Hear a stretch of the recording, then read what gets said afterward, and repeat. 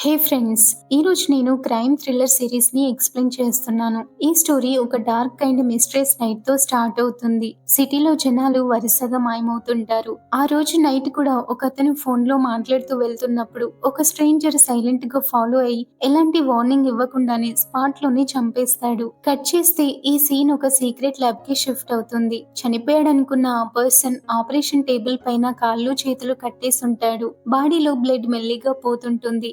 ఇదంతా చేస్తుంది ఎవరో కాదు, ఒక డాక్టర్. డాక్టర్ లీ ఫేస్ లో మాత్రం ఎలాంటి భయం ఉండదు. చాలా కూల్ గా తన పని తను చేస్తుంటాడు. డెత్ అనేది ఒక జబ్బని, దానికి తన దగ్గర క్యూర్ ఉందని నమ్మి ఒక జీనియస్ సైకో అతను. సడన్ గా పోలీసులు ల్యాబ్ లోకి వచ్చినా అస్సలు టెన్షన్ పడ్డు. పైగా ప్రాసిక్యూటర్ ని పేరు పెట్టి పిలిచి మరి అందరినీ షాక్ చేస్తాడు. ఇక పోలీసులు అరెస్ట్ చేసి తీసుకెళ్తుంటే నా పేషెంట్ కి వేరే డాక్టర్ తో ట్రీట్మెంట్ ఇప్పించకండని చాలా క్యాజువల్ గా చెప్తాడు. అతను అలా చెప్పగానే టేబుల్ మీద ఉన్న డెడ్ బాడీ సడన్ గా లేచి కూర్చుంటుంది. వామ్మో! కట్ చేస్తే ఈ స్టోరీలో మెయిన్ హీరో అయిన లాయర్ హ్యాన్జున్ ని చూపిస్తారు. తను కోర్టులో ఎంత పెద్ద లాయర్ అయినా పర్సనల్ లైఫ్ లో మాత్రం చాలా హెల్ప్లెస్ గా ఉంటాడు. ఎందుకంటే తన చిన్న కూతురు మిన్ ఒక రేర్ అండ్ క్యూర్ లేని డిసీజ్ తో సఫర్ అవుతుంది. అతని వైఫ్ ఒక డాక్టర్ అయినా కూడా తన కూతుర్ని కాపాడుకోలేని హెల్ప్లెస్ సిచ్యువేషన్ లో ఉంటాడు. డాక్టర్ లీ నుంచి ఒక మైండ్ బ్లాక్ అయ్యే ఆఫర్ వస్తుంది. 17 మెంబర్స్ ని చంపిన ఆ సీరియల్ కిల్లర్ లీకి ఇప్పుడు లాయర్ గా హాంజన్ కావాలి.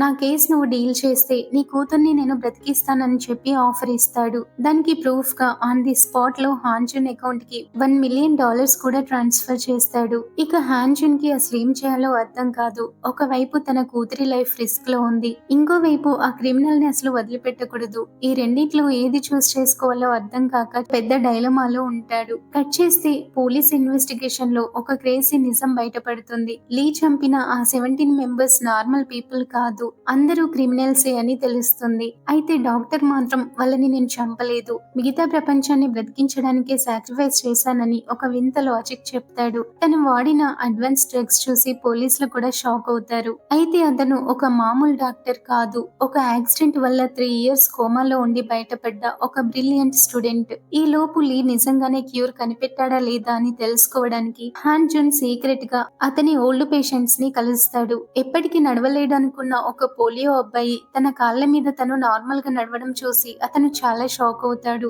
అసలు ఇల్లి ఒక సైకో కిల్లరా లేక దేవుడా అనే సస్పెన్స్ తో ఈ స్టోరీ వెళ్తుంటుంది. ఇక ప్రాసిక్యూటర్ షోయన్ కూడా ఇన్వెస్టిగేషన్ చాలా సీరియస్ గా కంటిన్యూ చేస్తుంది. ఫైనల్ గా లీ తను దాచిన బాడీస్ గురించి చెప్తాడు. చాయింగ్ మౌంటైన్ దగ్గర పోలీసులకి ఆ 17 డెడ్ బాడీస్ దొరుకుతాయి. ఇన్ని జరిగినా లీ యాటిట్యూడ్ లో అసలు చేంజే కనిపించదు. కనీసం గిల్ట్ కానీ భయం కానీ ఉండదు. పైగా చాలా కాన్ఫిడెంట్ గా నవ్వుతూ చాయన్ ని తన సైడ్ వచ్చేయమని అడుగుతాడు. కట్ చేస్తే పోలియో తగ్గిపోయిన ఆ అబ్బాయి దగ్గరికి వెళ్లి హాంజన్ గట్టిగా అడుగుతాడు, నిజంగానే నీకు క్యూర్ అయిందా అని అడిగితే ఆ అబ్బాయి వాళ్ళమ్మ ఇద్దరు భయంతో సైలెంట్ అయిపోతారు. ఏదో పెద్ద నిజం దాస్తున్నట్టు వాళ్ళ ఫేస్ లో క్లియర్ గా ఆ టెన్షన్ కనిపిస్తుంది. ఇంకోవైపు చాయన్ తన టీమ్ తో మీటింగ్ పెట్టి మన దగ్గర సాలిడ్ ప్రూఫ్స్ ఉన్నాయి కాబట్టి అతనికి ఖచ్చితంగా డెత్ పెనాల్టీ పడాల్సిందేనని డిసైడ్ అవుతుంది. బట్ ట్విస్ట్ ఏంటంటే లీ తన పనిష్మెంట్ తగ్గించమని అడగడు. దానికి బదులు తను రీసెర్చ్ ని కోర్టులో ప్రెజెంట్ చేయడానికి పర్మిషన్ అడుగుతాడు.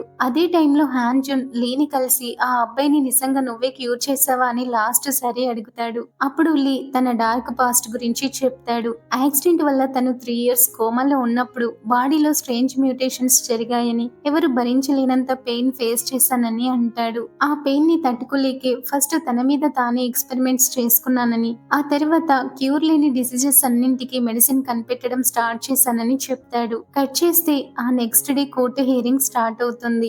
బయట జనాలు ఒక కిల్లర్ కి సపోర్ట్ చేస్తున్నందుకు లాయర్ హాన్ జున్ ని దారుణంగా తిడుతుంటారు. కోర్టు లోపల ప్రాసిక్యూటర్ చాయన్ ఫైర్ అయిపోతుంది. లీ చేసింది రీసెర్చ్ కాదు, పక్కా రివెంజ్ అని ప్రూవ్ చేస్తుంది. చనిపోయిన వాళ్ళలో ఒకతను ముందే లీకి యాక్సిడెంట్ చేసిన డ్రైవర్ అని కోర్టుకి చెప్తుంది. ఇదంతా జస్ట్ రీసెర్చ్ కోసమే అయితే బాడీస్ ని ముక్కలు ముక్కలుగా ఎందుకు కట్ చేశాడని ఒక లాజికల్ పాయింట్ తీస్తుంది. ఆ క్వశ్చన్ కి కోర్టు మొత్తం ఒక్కసారిగా సైలెంట్ అయిపోతుంది. బట్ లీ ఫేస్ లో మాత్రం ఒక క్రేజీ ఈవిల్ స్మైల్ కనిపిస్తుంది. దాంతో అతను ఒక పెద్ద సైకో అని అందరూ ఫిక్స్ అయిపోతారు. సిచ్యువేషన్ చేజారిపోతుందని అర్థమైన హాన్ జున్ వెంటనే ఒక పెద్ద రిస్క్ తీసుకుంటాడు. లీ ట్రీట్మెంట్ తో బ్రతికిన ఆ 6 మెంబర్ సర్వైవర్స్ ని కోర్టుకి తీసుకొస్తానని చెప్పి జడ్జిని అడిగి టైం తీసుకుంటాడు. ఇక హీరింగ్ అయిపోగానే లీ దగ్గరికి వెళ్లి అడిగితే నా దగ్గర వాళ్ళకి సంబంధించిన ఎలాంటి ప్రూఫ్స్ లేవు, జస్ట్ టైంపాస్ కోసం అబద్ధం చెప్పానని అంటాడు. అసలు బాడీస్ ని ఎందుకు ముక్కలుగా చేశావని డైరెక్ట్ గా అడిగేస్తాడు. దానితో లీ రీసెర్చ్ కోసం కప్పల్ ని కూడా కోస్తారు కదా అని చాలా డెడ్లీగా ఆన్సర్ ఇస్తాడు. ఆ ఒక్క డైలాగ్ తో హాన్ జున్ కి మైండ్ బ్లాక్ అవుతుంది. వీడి జస్ట్ జీనియస్ కాదు, చాలా డేంజరస్ సైకోపాత్ అని. వీడి ఎక్స్పెరిమెంట్ ఫెయిల్ అయితే ఇంకా చాలా మందిని ఈజీగా చంపేస్తాడని క్లియర్ గా అర్థమవుతుంది. బట్ ఇదంతా తెలిసినా కూడా తన కూతురి ప్రాణాల కోసం ఆ సైకోని కాపాడడం తప్ప హాన్ జున్ కి వేరే ఆప్షన్ లేదు. లీకి డెత్ పెనాల్టీ పడితే తన కూతురు మిన్ కి ఎప్పటికీ క్యూర్ అయ్యే ఛాన్స్ లేదని హాన్ జున్ కి అర్థమైపోతుంది. అందుకే రిపోర్టర్ చోతో కలిసి సర్వైవర్స్ ని వెతకడం స్టార్ట్ చేస్తాడు. పబ్లిక్ సపోర్ట్ కోసం ప్రాసిక్యూటర్ చాయోన్ ని ఇండైరెక్ట్ గా టార్గెట్ చేస్తూ ఒక ఆర్టికల్ రాయిస్తాడు. బట్ చాయన్ దాన్ని చాలా కూల్ గా డీల్ చేస్తుంది. ఇక్కడే ఒక క్రేజీ కనెక్షన్ ఏంటంటే చాయన్ ఒకప్పుడు హాన్ జున్ దగ్గరే స్టూడెంట్ గా చేసింది. ఇదంతా జరుగుతున్న టైంలో జడ్జితో జరిగిన ఒక మీటింగ్ హాన్ జున్ కి పెద్ద హోప్ ఇస్తుంది. ఆ మర్డర్స్ అన్ని రీసెర్చ్ కోసమే అని ప్రూవ్ అయితే పనిష్మెంట్ తగ్గే ఛాన్స్ ఉందని తెలుస్తుంది. అయితే ఆ హోప్ ఎక్కువసేపే ఉండదు. సడన్ గా చాయన్ హాన్ జున్ ఆఫీస్ మీద రేడ్ చేయిస్తుంది. ఈ టెన్షన్ లో కూడా హాన్ జున్ కి ముగ్గురు సర్వైవర్స్ డీటెయిల్స్ దొరుకుతాయి. ఒకరు సాంగ్స్, ఇంకొకరు బ్లడ్ క్యాన్సర్ పేషెంట్. ఇక థర్డ్ కేసు ఏంటంటే ఎగ్జాక్ట్ గా తన కూతురికి ఉన్న బ్యాటన్ డిసీజ్ క్యూర్ అయిన ఒక పేషెంట్ అన్నమాట. బ్యాటన్ డిసీజ్ అనేది చాలా రేర్ గా వచ్చి ఒక డేంజరస్ జబ్బు. ఇది డైరెక్ట్ గా మనిషి బ్రెయిన్ మీద అలాగే నర్వస్ సిస్టమ్ మీద ఎఫెక్ట్ చూపిస్తుంది. దీన్ని మెడికల్ టర్మ్స్ లో న్యూరో డీజెనరేటివ్ డిజార్డర్ అంటారు. అంటే వయసు పెరిగే కొద్దీ బ్రెయిన్ సెల్స్ మెల్లిమెల్లిగా డ్యామేజ్ అయిపోతుంటాయి అన్నమాట. కట్ చేస్తే హాన్ జున్ ఆ సర్వైవర్స్ ని కోర్టుకి రమ్మని అడిగితే ఎవరు ఒప్పుకోరు. చేసేది లేక లీని కలిసి రీసెర్చ్ ని కోర్టులో ప్రెజెంట్ చేయని అడుగుతాడు. తన క్లినిక్ లో ఉన్న రెడ్ నోట్ బుక్ లో మొత్తం డీటెయిల్స్ ఉన్నాయని లీ చెప్తాడు. బట్ హాన్ జున్ అక్కడికి వెళ్లేసరికి ఆ బుక్ మిస్ అవుతుంది. అప్పుడే హాన్ జున్ ఎక్స్ సెక్రటరీ ఎంటర్ అయి సర్వైవర్స్ ని కన్విన్స్ చేసే బాధ్యత తీసుకుంటుంది. ఫైనల్ గా సాంగ్స్ వల్ల మదర్ కోర్టుకి రావడానికి ఒప్పుకుంటుంది. బట్ లీ పంపించిన ఒక థ్రెటనింగ్ లెటర్ ని హాన్ జున్ కి చూపిస్తుంది. సేమ్ అలాంటి లెటరే బ్లడ్ క్యాన్సర్ పేషెంట్ కి కూడా వెళ్తుంది. విట్నెస్ ని ఇలా బ్లాక్ మెయిల్ చేస్తే కేసు మొత్తం రివర్స్ అవుతుందని హాన్ జున్ కి చాలా కోపం వస్తుంది. బట్ లీ మాత్రం చాలా లైట్ తీసుకుంటాడు. ఇంకోవైపు ప్రాసిక్యూటర్ చాయన్ కూడా లీని జైల్లో ఎవరిని కలవకుండా ఐసోలేట్ చేయిస్తుంది. కట్ చేస్తే అందరూ వెయిట్ చేస్తున్న కోర్టు హియరింగ్ స్టార్ట్ అవుతుంది. ఫస్ట్ సాంగ్స్ వల్ల మదర్ వచ్చి 18 years నుంచి నడవలేని నా కొడుకు డాక్టర్ లీ ట్రీట్మెంట్ వల్లే నడుస్తున్నాడని చెప్తుంది. ఇక్కడే ప్రాసిక్యూటర్ చాయన్ గేమ్ ని మొత్తం రివర్స్ చేస్తుంది. అసలు సాంగ్స్ కి ఉన్నది పోలియో కాదు, క్యూర్ అయ్యే ఛాన్స్ ఉన్న సెగవా అనే వేరే డిసీజ్ అని ఒక డాక్టర్ తో ప్రూవ్ చేయిస్తుంది. దాంతో ఆ మిరాకిల్ క్యూర్ అనేది ఫేక్ అని కోర్టులో అందరూ ఫిక్స్ అవుతారు. అక్కడితో అయిపోలేదు. సెకండ్ విట్నెస్ అయిన క్యాన్సర్ పేషెంట్ ని కూడా చాయన్ తన సైడే తిప్పేసుకుంటుంది. ఇక లీ ఒక ఫ్రాడ్ అని, తన క్యాన్సర్ మళ్ళీ వెనక్కి వచ్చిందని ఆ పేషెంట్ చెప్పగానే హాన్ జున్ కేసు మొత్తం గాల్లో కలిసిపోతుంది. ఆ తర్వాత హాన్ జున్ అతన్ని నిలదీస్తే నిజంగానే నా క్యాన్సర్ రిటర్న్ వచ్చిందని అతను ఏడుస్తూ చెప్తాడు. ఆ మాటలు వింటున్న చాయన్ కి సడన్ గా ఒక లాజిక్ స్ట్రైక్ అవుతుంది. లీ అరెస్ట్ అయినప్పుడు తన పేషెంట్స్ కి వేరే ట్రీట్మెంట్ ఇవ్వద్దని వార్నింగ్ ఇస్తాడు కదా, అదే గుర్తొస్తుంది. ఈ క్యాన్సర్ పేషెంట్ వేరే హాస్పిటల్లో ట్రీట్మెంట్ తీసుకోవడం వల్లే ఆ క్యూర్ ఎఫెక్ట్ పోయి ఉంటుందని, కానీ సాంగ్స్ వేరే మెడిసిన్ వాడలేదు కాబట్టి అతను ఇంకా నార్మల్ గా ఉన్నాడని చాయన్ కి అర్థమవుతుంది. అంటే లీ క్యూర్ నిజమే అన్నమాట. బట్ వాడు పెట్టిన కండిషన్స్ ఫాలో అవ్వాలి. లాస్ట్ లో హాన్ జున్ లీ ఇద్దరు ఫేస్ టు ఫేస్ కలుస్తారు. ఆ కన్ఫ్రంటేషన్ చాలా ఇంటెన్స్ గా ఉంటుంది. నేను ఈ మర్డర్స్ ఎందుకు చేశానో అసలు నిజం నీకు తెలియాలి కదా అని హాన్ జున్ ని అడుగుతాడు లీ. తన కళ్ళలోకి చూస్తూ నా దగ్గర పక్కాగా క్యూర్ ఉంది, ఆ ఎబిలిటీ ఏంటో కోర్టులో ప్రూవ్ చేస్తానని డైరెక్ట్ గా సిస్టమ్ కే ఛాలెంజ్ చేస్తాడు. ఇంకోవైపు చాయన్ ఫాదర్ వచ్చి ఈ కేసు వదిలే అన్నా కూడా ఇది జస్ట్ ఒక కేసు కాదు, నా ఐడెంటిటీ అని తను ఇంకా స్ట్రాంగ్ గా ఫిక్స్ అవుతుంది. వాళ్ళ ఫాదర్ ఇచ్చిన ఆ ఆఫర్ ని చాయన్ స్ట్రైట్ గా రిజెక్ట్ చేస్తుంది. ఇంకోవైపు హాన్ జున్ ఏమో తన కూతురు మిన్ కి ఆ సైకో లీతోనే ట్రీట్మెంట్ ఇప్పిద్దామని తన వైఫ్ తో చెప్తాడు. దాంతో ఆవిడకి చాలా కోపం వచ్చి ఒక కిల్లర్ ని ఎలా నమ్ముతావని గట్టిగా అరుస్తుంది. ఈ లోపు చాయన్ పబ్లిక్ ని లీకి అగెనెస్ట్ గా మార్చడానికి ఒక పొలిటికల్ మైండ్ గేమ్ ప్లే చేసి ఒక అసెంబ్లీ మ్యాన్ ని టీవీ షోకి పంపిస్తుంది. కానీ వాడు ఓవర్ యాక్షన్ చేసి పర్సనల్ గా హాన్ జున్ ని టార్గెట్ చేస్తాడు. మెయిన్ టాపిక్ వదిలేసి ఇలా పర్సనల్ అటాక్ చేసినందుకు చాయన్ తన టీం మీద ఫుల్ గా ఫైర్ అవుతుంది. కట్ చేస్తే హాన్ జున్ కూడా ఒక సాలిడ్ స్ట్రాటజీతో వస్తాడు. చనిపోయిన వాళ్ళు క్రిమినల్సే కదా అని పబ్లిక్ లో ఒక మోరల్ క్వశ్చన్ రైజ్ చేస్తాడు. డైరెక్ట్ గా కోర్టులో లీతో ఒక మెడికల్ డెమోన్స్ట్రేషన్ చేయిస్తానని జడ్జ్ ని అడుగుతాడు. వీడు కిల్లర్ కాదు, ఒక మెడికల్ జీనియస్ అని, వీడి బ్లడ్ ఒక పెద్ద మెడిసిన్ అని చెప్పేసరికి కోర్టు మొత్తం షేక్ అవుతుంది. ఒకవేళ డెమోన్స్ట్రేషన్ గనుక ఫెయిల్ అయితే నా లాయర్ ప్రొఫెషన్ కి రిజైన్ చేస్తానని పబ్లిక్ గా ఓపెన్ ఛాలెంజ్ చేస్తాడు. ఇంకోవైపు చోయన్ మాత్రం ఒక కిల్లర్ కి ఛాన్స్ ఇవ్వడం అసలు కరెక్ట్ కాదని ఫిక్స్ అవుతుంది. ఈ కేసులో లీకి ఖచ్చితంగా ఎవరో సీక్రెట్ గా హెల్ప్ చేస్తున్నారని చెప్పి డిటెక్టివ్ కాంగ్ కి ఇన్వెస్టిగేషన్ అప్పగిస్తుంది. సరిగ్గా అదే టైంలో హ్యాన్ జున్ కి ఒక బ్యాడ్ న్యూస్ తెలుస్తుంది. లీ బ్లడ్ తో పర్మనెంట్ క్యూర్ దొరికే ఛాన్స్ ఆల్మోస్ట్ జీరో అని ఒక డాక్టర్ చెప్తాడు. నెక్స్ట్ డే కోర్టులో చోయన్ కూడా ఫోరెన్సిక్ రిపోర్ట్స్ పెట్టి ఆ క్యూర్ అంతా ఫేక్ అని, వాడికి డెత్ పెనాల్టీ పడాల్సిందే అని స్ట్రాంగ్ గా ఆర్గ్యూ చేస్తుంది. కట్ చేస్తే ఫైనల్ గా హియరింగ్ డే వచ్చేస్తుంది. ఇక్కడే జడ్జ్ ఒక పెద్ద షాకింగ్ డెసిషన్ తీసుకుంటుంది. లీ ఇంటెన్షన్ కరెక్ట్ అయినా సరే ఆ క్యూర్ నిజం అనడానికి ఎలాంటి ప్రూఫ్స్ లేవు కాబట్టి మెడికల్ డెమోన్స్ట్రేషన్ క్యాన్సిల్ చేస్తుంది. 17 మెంబర్స్ ని చంపినందుకు లీకి డెత్ పెనాల్టీ కన్ఫర్మ్ చేస్తుంది. అది వినగానే చోయన్ ఫేస్ లో ఒక సాటిస్ఫాక్షన్ కనిపిస్తుంది. బట్ హ్యాన్ జున్ మాత్రం చాలా షాక్ అయి బ్లాంక్ గా ఉండిపోతాడు. లీ మాత్రం కొంచెం కూడా టెన్షన్ లేకుండా చాలా కాన్ఫిడెంట్ గా టేబుల్ టాప్ చేస్తుంటాడు. ఎలాగైనా ఒక ఛాన్స్ ఇవ్వమని హ్యాన్ జున్ జడ్జి ని బ్రతిమలాడినా ఆమె అస్సలు ఒప్పుకోదు. ఇక అక్కడితో తన కూతుర్ని కాపాడుకునే లాస్ట్ ఛాన్స్ కూడా క్లోజ్ అయిపోవడంతో హ్యాన్ జున్ కంప్లీట్ గా బ్రేక్ డౌన్ అయిపోతాడు. ఇంకోవైపు ప్రాసిక్యూటర్ చోయన్ కి ఒక షాకింగ్ నిజం తెలుస్తుంది. ఈ జడ్జి వాళ్ళ డైరెక్టర్ ఇద్దరు ఓల్డ్ క్లాస్మేట్స్. అంటే డైరెక్టర్ ముందే జడ్జిమెంట్ ని మ్యానిపులేట్ చేశాడని అర్థమవుతుంది. బట్ బయట పబ్లిక్ మాత్రం లీ క్యూర్ నిజంగా వర్కౌట్ అవుతుందా లేదా అని చాలా క్యూరియాసిటీతో వాడి మెడికల్ డెమోన్స్ట్రేషన్ కోసం డిమాండ్ చేస్తుంటారు. ఇక హ్యాన్ జున్ వెళ్లి లీని కలుస్తాడు. నెక్స్ట్ ట్రయల్ లో ఎలాగైనా డెసిషన్ మారాలని అంటాడు. దానికి లీ చాలా కామ్ గా ఒకవేళ వాళ్ళు డెమోన్స్ట్రేషన్ కి ఒప్పుకోకపోతే మన బ్యాకప్ ప్లాన్ యూజ్ చేద్దామని అంటాడు. ఇక్కడ నుంచి వీళ్ళ మైండ్ గేమ్ స్టార్ట్ అవుతుంది. కట్ చేస్తే హ్యాన్ జున్ తన కూతురు మిన్ని చూడడానికి వెళ్తాడు. పాప కండిషన్ అంత ముందు కంటే చాలా వీక్ గా తయారవుతుంది. డాడీ నా దగ్గరే ఉండొచ్చు కదా అని ఆ పాప చాలా ఇన్నోసెంట్ గా అడిగేసరికి హ్యాన్ జున్ కి చాలా బాధేస్తుంది. తన కూతుర్ని ఎలాగైనా బ్రతికించుకోవాలన్న కసి ఇంకా ఎక్కువ అవుతుంది. ఎగ్జాక్ట్ గా అదే టైంలో జైల్లో ఒక ఊహించని ఇన్సిడెంట్ జరుగుతుంది. కొందరు ఖైదీలు సడన్ గా లీ మీద అటాక్ చేస్తారు. ఆ కత్తి పోట్లతో లీ హాస్పిటల్లో పడతాడు. అదే గొడవలో వేరే ఖైదీ కూడా సివియర్ గా డ్యామేజ్ అవుతాడు. అయితే ఇక్కడే మైండ్ బ్లాంకెట్ ట్విస్ట్ ఏంటంటే ఇదంతా హ్యాన్ జున్ లీ కలిసే ప్లాన్ చేశారన్నమాట. ఇక డాక్టర్స్ వద్దన్న కూడా వినకుండా లీ ఆ ఖైదీకి అందరి ముందే తన బ్లడ్ తో ట్రీట్మెంట్ చేస్తాడు. చూస్తుండగానే వాడి డ్యామేజ్ కంప్లీట్ గా హీల్ అయిపోతుంది. ఇది చూసి డాక్టర్స్ చాలా షాక్ అయిపోతారు. అలా లీ బ్లడ్ నిజంగానే పనిచేస్తుందని హ్యాన్ జున్ కి ఒక సాలిడ్ ప్రూఫ్ దొరుకుతుంది. కట్ చేస్తే ఒక సీరియల్ కిల్లర్ ఒక ఖైదీ ప్రాణాన్ని కాపాడాడని బ్రేకింగ్ న్యూస్ రాగానే ప్రాసిక్యూషన్ మీద పబ్లిక్ ప్రెషర్ పీక్స్ కి వెళ్తుంది. దాంతో వేరే ఆప్షన్ లేక కోర్టు అఫీషియల్ గా మెడికల్ డెమోన్స్ట్రేషన్ కి ఛాన్స్ ఇస్తుంది. ఈ లోపు హ్యాన్ జున్ తన కూతురు కోసమే ఇదంతా చేస్తున్నాడని చోయన్ కి తెలిసిపోతుంది. వెళ్లి డైరెక్ట్ గా నిలదీస్తే నా కూతురు ఎప్పుడైనా చనిపోవచ్చు. నాకు వాడు సీరియల్ కిల్లర్ అయినా ఇంకెవరైనా సంబంధం లేదు. నా కూతురి ప్రాణాలే నాకు ముఖ్యమని హ్యాన్ జున్ ఫ్రస్ట్రేషన్ లో అర్చేస్తాడు. ఇక డెమోన్స్ట్రేషన్ రానే వస్తుంది. ఆ లిస్ట్ లో తన కూతురి పేరు ఉంటుందని హ్యాన్ జున్ చాలా హోప్స్ పెట్టుకుంటాడు. బట్ అలా జరగదు. ఇక చాలా టెన్షన్ గా ఉంటుంది. ఒక క్యాన్సర్ పేషెంట్ కి లీ ట్రీట్మెంట్ స్టార్ట్ చేస్తాడు. 24 అవర్స్ తర్వాత రిపోర్ట్స్ చూస్తే ఆ పేషెంట్ బాడీలో క్యాన్సర్ మొత్తం మాయమైపోతుంది. ఇదొక ఇంపాసిబుల్ మిరాకిల్ అన్నమాట. ఆ సక్సెస్ ని ఎంజాయ్ చేస్తూ లీ ఒక ఈవిల్ స్మైల్ ఇస్తాడు.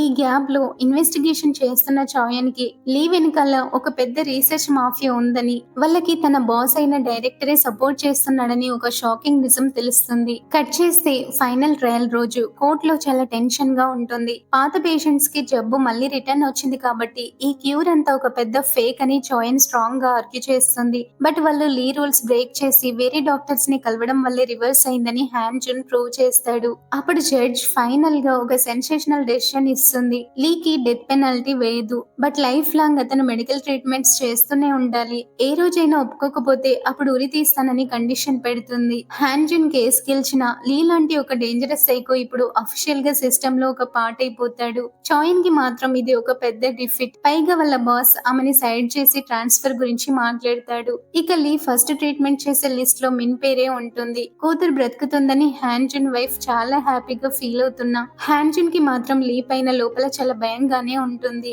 సరిగ్గా అదే టైంలో మిన్ పదే పదే డాడ్ అని పిలుస్తుంటే హ్యాన్ జున్ పరిగెత్తుకుంటూ వెళ్తాడు. బట్ మిన్ మాత్రం డాడీ నాకు కళ్ళు కనిపించట్లేదని అనగానే హ్యాన్ జున్ కి హార్ట్ ఆగిపోయినంత పని అవుతుంది. తన కూతురికి కళ్ళు కనిపించడం లేదని తెలిసిన హ్యాన్ జున్ కంప్లీట్ గా బ్రేక్ డౌన్ అవుతాడు. ఇంకోవైపు రిపోర్టర్స్ చో యూన్ లకి ఒక పెద్ద డౌట్ వస్తుంది. అసలు ఆ మెడికల్ సెంటర్ వాళ్ళు లీ మీద అంత మనీ ఎందుకు ఇన్వెస్ట్ చేస్తున్నారు? పాత రీసెర్చర్స్ మర్డర్స్ ఎందుకు సాల్వ్ సాల్వ్ అవ్వలేదని వెతుకుతుంటే ఇదొక పెద్ద మాఫియా పని అని అర్థమవుతుంది. చాయిన్ ఇన్వెస్టిగేషన్ లో కూడా ఇంకో నిజం బయటపడుతుంది. ప్రొఫెసర్ హ్యాన్ అప్పట్లో కన్సెంట్ లేకుండానే పేషెంట్స్ మీద ఎక్స్పెరిమెంట్స్ చేసేవాడు. ఆ కేసుని క్లోజ్ చేసింది ఎవరో కాదు, చాయిన్ బాస్ డైరెక్టర్ అయిన ఓ డ్యూక్ అని తెలుస్తుంది. ఈ ముగ్గురికి కనెక్షన్ ఉందా అని చాయిన్ డైరెక్టర్ ని నిలదీస్తే అతను తనకి సీరియస్ గా వార్నింగ్ ఇచ్చి పంపించేస్తాడు. కట్ చేస్తే చామా మెడికల్ సెంటర్ లో ఒక సీక్రెట్ మీటింగ్ జరుగుతుంది. లీ క్యూర్ లో మొత్తం మెడికల్ ఇండస్ట్రీని వాళ్ళ గుప్పెట్లోకి తెచ్చుకోవాలని చైర్మన్ ఇన్వెస్టర్స్ ప్లాన్ చేస్తుంటారు.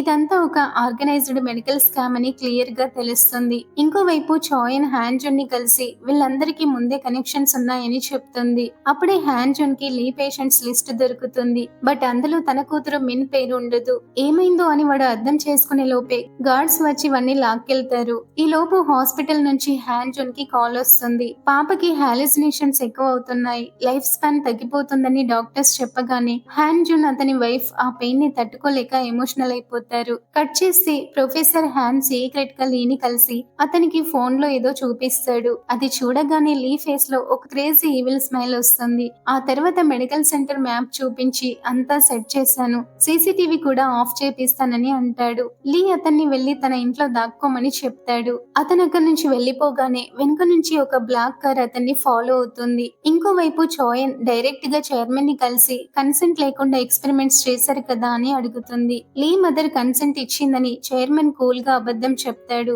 బట్ లీ కోమాలో ఉన్నప్పుడే వాళ్ళ మదర్ చనిపోయింది కదా అని చాయన్ కి వెంటనే స్ట్రైక్ అవుతుంది. వెంటనే డిటెక్టివ్ కాంగ్ కి కాల్ చేసి లీ ఇంటిని మళ్ళీ చెక్ చేయమని చెప్తుంది. ఇంకోవైపు రిపోర్టర్స్ లీ వాళ్ళ ఏరియాలో ఎంక్వైరీ చేస్తే ఇంకో ట్విస్ట్ తెలుస్తుంది. లీ మదర్ హార్ట్ అటాక్ తో చనిపోతే బాడీ లేక్ లో ఎందుకు దొరుకుతుందని డౌట్ వస్తుంది. ఇదంతా ఎవరో గమనిస్తున్నట్టు అనిపించి వాళ్ళు వెంటనే అక్కడి నుంచి వెళ్లిపోతారు. కట్ చేస్తే చాయన్ కాంగ్ లీ ఇంటికి వెళ్లి డోర్ బ్రేక్ చేస్తుంటే ఒకతను పరిగెత్తుకుంటూ వస్తాడు. వాని వెనకాల పరిగెత్తుకుంటూ వెళ్లిన చాయన్ అనుకోకుండా కింద పడిపోతుంది. వాడు వెంటనే ఎస్కేప్ అవుతాడు. వాడెవడో కాదు, ప్రొఫెసర్ హ్యాన్ అని రివీల్ అవుతుంది. ఆ తర్వాత అందరూ కలిసి డిస్కస్ చేస్తుంటే ఇంకో మైండ్ బ్లోయింగ్ నిజం తెలుస్తుంది. లీ కోమాలో ఉన్నాడన్న విషయం వాళ్ళ మదర్ కి తెలీదు. పిల్లాడు మిస్సింగ్ అని పిచ్చిదానిలా వెతుకుతూ డిప్రెషన్ లోకి వెళ్లిపోతుంది. అంటే ఆవిడ డెత్ కూడా ఒక ప్లాన్డ్ మర్డర్ అని అర్థమవుతుంది. ఇదంతా ఒకవైపు జరుగుతుంటే హాస్పిటల్లో మిన్ కండిషన్ చాలా క్రిటికల్ గా మారిపోతుంది. తన కూతురు కండిషన్ చూసి హ్యాన్జన్ కి ఏం చేయాలో తెలియక హెల్ప్లెస్ గా మిగిలిపోతాడు.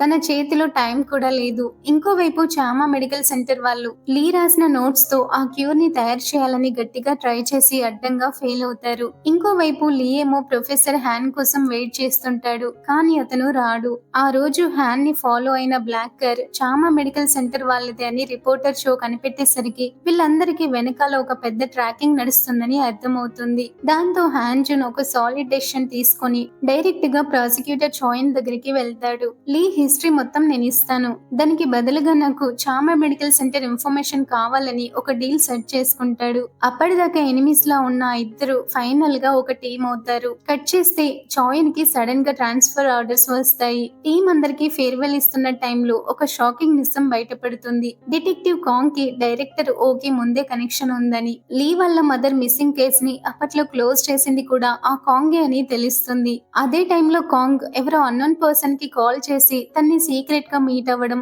చాయన్ కి ఫుల్ గా డౌట్ తెప్పిస్తుంది. ఇంకోవైపు హ్యాన్జన్ టీమ్ కూడా స్పీడ్ పెంచుతారు. ప్రొఫెసర్ హ్యాన్ ఓల్డ్ క్రైమ్స్ ని డైరెక్టర్ ఓడుక్ తో పాటు అసెంబ్లీ మ్యాన్ బేక్ కలిసి కవర్ చేశారని తెలుస్తుంది. ఇదంతా ఒక పెద్ద మెడికల్ అండ్ పొలిటికల్ మాఫియా అని క్లారిటీ రాగానే హ్యాన్జన్ తన టీమ్ కి టాస్క్ డివైడ్ చేసి ఇన్వెస్టిగేషన్ స్టార్ట్ చేపిస్తాడు. కట్ చేస్తే ఇప్పుడే ఒక డార్క్ ఫ్లాష్ బ్యాక్ వస్తుంది. చామా మెడికల్ సెంటర్ చైర్మన్ జియోంగ్ సు తన చిన్నప్పుడే హాస్పిటల్ బెడ్ మీద చావు బ్రతుకుల్లో ఉన్న వాళ్ళ సొంత ఫాదర్ ని చంపేసిన ఒక పెద్ద సైకో అని రివీల్ అవుతుంది. ప్రెజెంట్ లోకి వస్తే చాయన్ కి డిటెక్టివ్ కాంగ్ నుంచి ఒక కాల్ వస్తుంది. లీ పాత ప్లేస్ కి వెళ్లి చూస్తే అక్కడ ప్రొఫెసర్ హ్యాన్ డెడ్ బాడీ కనిపిస్తుంది. వాడు పారిపోయిన రోజే ఎవరో వాడిని చంపేశారని కాంగ్ చెప్తాడు. ఈ షాక్ లో ఉండగానే చాయన్ కి ఇంకో కాల్ వస్తుంది. అఫీషియల్ గా జరుగుతున్న మెడికల్ డెమాన్స్ట్రేషన్ మధ్యలో నుంచి లీ ఎస్కేప్ అయ్యాడని చెప్పి న్యూస్ తెలుస్తుంది. కట్ చేస్తే హ్యాన్జన్ చాలా స్పీడ్ గా కార్ డ్రైవ్ చేస్తుంటాడు. వాడి పక్క సీట్ లోనే లీ ఏం ఎరగనట్టు చాలా కూల్ గా కామ్ గా కూర్చొని ఉంటాడు. ఇక్కడ ఒక ఎమోషనల్ ఫ్లాష్ బ్యాక్ చూపిస్తారు ఫ్రెండ్స్. నా కూతుర్ని ఎలాగైనా బ్రతికించు ప్లీజ్ అని హ్యాన్జన్ లీ కాళ్ళ మీద పడి ఏడుస్తాడు. నేను నీకు హెల్ప్ చేస్తాను, బట్ నువ్వు నన్ను బ్లైండ్ గా నమ్మాలని లీ ఒక కండిషన్ పెడతాడు. ఇంకోవైపు ప్రొఫెసర్ హ్యాన్ చనిపోవడానికి ముందు ఏం జరిగిందో చూపిస్తారు. హ్యాన్ ని చైర్మన్ ముందు నిలబెడితే ఆ క్యూర్ ని నేను డెవలప్ చేయగలను, బట్ లీ బ్రతికుండాలని చెప్పి హ్యాన్ ప్రాధేయపడతాడు. బట్ చైర్మన్ దృష్టిలో లీ ఒక మనిషి కాదు, జస్ట్ మనీ తెచ్చిపెట్టి ఒక వాల్యుబుల్ అసెట్ అంతే. వాడు సైలెంట్ గా ఒక సిగ్నల్ ఇవ్వగానే షిన్హో ఆ ప్రొఫెసర్ ని అక్కడికక్కడే దారుణంగా చంపేస్తాడు. ఇంకోవైపు ప్రాసిక్యూటర్ చాయిన్ సీక్రెట్ అన్ని లాగుతుంది. వాళ్ళ చీఫ్ అసెంబ్లీ మ్యాన్ బేక్ మనిషి అని, క్యూర్ కనిపెట్టాలనే ఐడియా ఫస్ట్ జియోంగ్స్ వాళ్ళ ఫాదర్ దే అని తెలుస్తుంది. అయితే ఫస్ట్ ఎక్స్పెరిమెంట్ చేసింది జియోంగ్స్ మీదే. వాడి బాడీ నిండా సర్జరీ మార్క్స్ ఉంటాయి. లీ బ్లడ్ వాడిన ప్రతిసారి ఎఫెక్ట్ తగ్గుతుంది కాబట్టి క్యూర్ కోసం వీళ్ళు లీని ఎలాగైనా బ్రతికించుకుంటున్నారని క్లారిటీ వస్తుంది. ఇంకోవైపు బేక్ చేసిన ఫ్రాడ్స్, ఫేక్ కన్సెంట్స్ అన్ని బయట పెట్టి డైరెక్టర్ ఓని బెదిరించి మరీ వారెంట్ మీద సైన్ చేయించుకుంటుంది చాయన్. కట్ చేస్తే స్టోరీలో మెయిన్ యాక్షన్ ఇప్పుడే స్టార్ట్ అవుతుంది ఫ్రెండ్స్. ఒక గార్డ్ హెల్ప్ తో హాస్పిటల్ పవర్ కట్ చేయించి లీని తీసుకుని హ్యాన్జున్ ఎస్కేప్ అవుతాడు. వాళ్ళని ఆపడానికి వచ్చిన షిన్హో కార్ ని గుద్దేయడంతో లీకి గట్టిగా దెబ్బలు తగులుతాయి. అయినా సరే ప్రాణాలు అరిచేతిలో పెట్టుకుని హ్యాన్జున్ తన కూతురు మిన్ దగ్గరికి రీచ్ అవుతాడు. హాఫ్ కాన్షియస్ స్టేట్ లో ఉండి కూడా లీ తన బ్లడ్ ని మిన్ కి ఇచ్చి అన్కాన్షియస్ అయిపోతాడు. విత్ ఇన్ సెకండ్స్ లో ఒక పెద్ద మిరాకిల్ జరిగి మిన్ డిసీజ్ కంప్లీట్ గా తగ్గిపోతుంది. తన కూతురు బ్రతికిందని హ్యాన్జున్ చాలా హ్యాపీగా రిలీఫ్ గా ఫీల్ అవుతాడు. కట్ చేస్తే చామా మెడికల్ సెంటర్ లో సీన్ మొత్తం రివర్స్ అవుతుంది. వాళ్ళ బండారం మొత్తం బయటపడి అన్ని చోట్ల ఐటీ రైడ్స్ జరుగుతాయి. ఇక్కడ మైండ్ బ్లాక్ అయ్యే ట్విస్ట్ ఏంటంటే ఆ మెడికల్ మాఫియాకి రియల్ బాస్ ఇంకెవరో కాదు, ప్రాసిక్యూటర్ చాయిన్ వల్ల ఫాదర్ అన్నమాట. ఇంకోవైపు లీకి స్పృహ రాగానే హ్యాన్జున్ ని తీసుకుని వాళ్ళ మదర్ చనిపోయిన బ్రిడ్జ్ దగ్గరికి వెళ్తాడు. అప్పుడే అసలు రివెంజ్ స్టోరీని రివీల్ చేస్తాడు.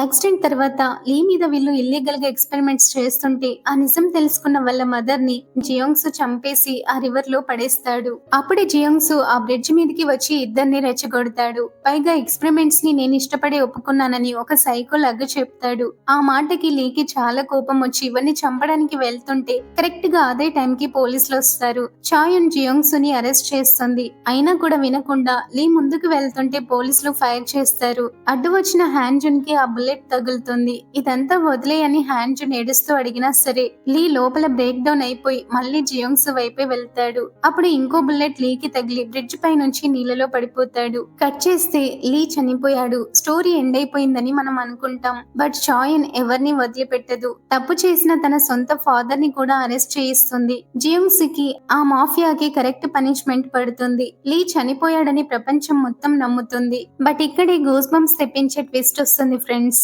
హ్యాన్జున్ దగ్గరున్న లీ కోర్ శాంపుల్ ని డిస్ట్రాయ్ చేద్దాం అనుకునే టైం కి ఒక అన్నోన్ నెంబర్ నుంచి కాల్ వస్తుంది. ఆ వాయిస్ వినగానే హ్యాన్జున్ ఫేస్ లో ఒక క్యూట్ స్మైల్ వస్తుంది. అంటే లీ ఇంకా బ్రతికే ఉన్నాడన్న క్రేజీ హింట్ తో ఈ సీజన్ 1 ఎండ్ అవుతుంది. ఫ్రెండ్స్, ఈ స్టోరీ ఎలా అనిపించిందో కామెంట్ చేయండి. వీలైతే లైక్ చేసి షేర్ చేయండి. హై పాయింట్స్ కూడా ఇవ్వడం మర్చిపోవద్దు. నెక్స్ట్ ఇంకొక మంచి ఇంట్రెస్టింగ్ స్టోరీతో మీ ముందుకు వస్తాను. Thank you for watching.